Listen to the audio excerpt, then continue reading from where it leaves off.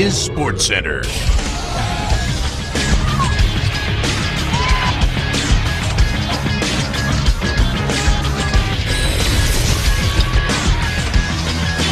Hey Jay, as-tu vu le show par Bobrovski hier soir?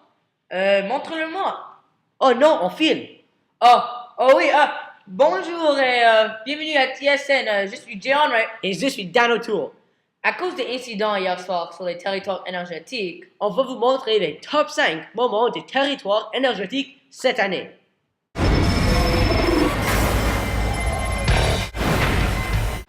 Bonjour tout le monde, ici moi, Pouyan Chikoui, et mon coéquipier. Adrian Kowalski, et nous sommes les spécialistes de l'énergie.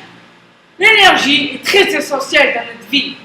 Elle nous aide à faire beaucoup de choses.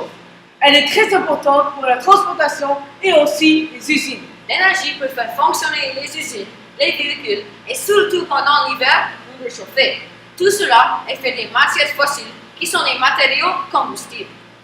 Pour en savoir plus, allez sur notre site web des spécialistes de l'énergie.qc.ca pour en savoir plus. Merci, à bientôt. bonjour Monsieur Barra. Bonjour Monsieur Al Gore, comment ça va? Ça va très bien. Ok, on va entrer.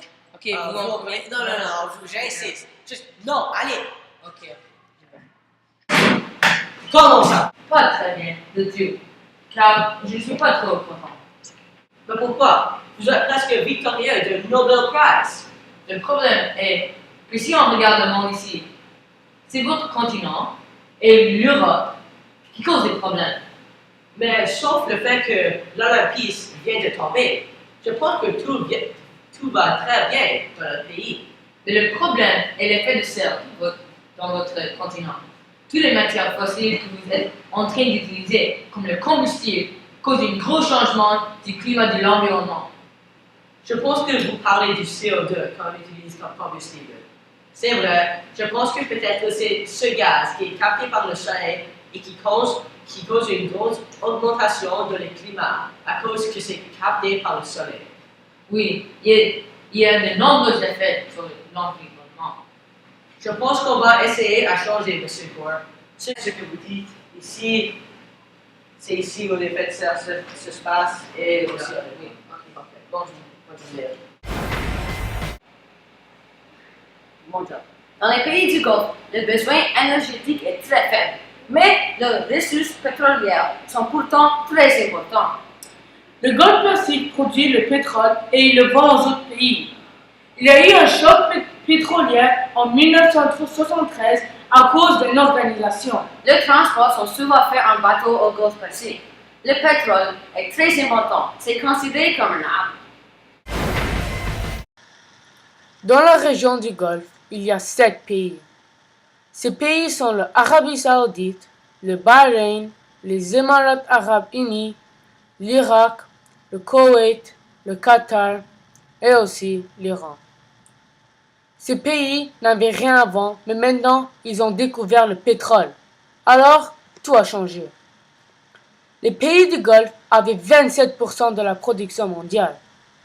Mais ils ont maintenant 57% de réserves de pétrole et 45% de réserves de gaz naturel.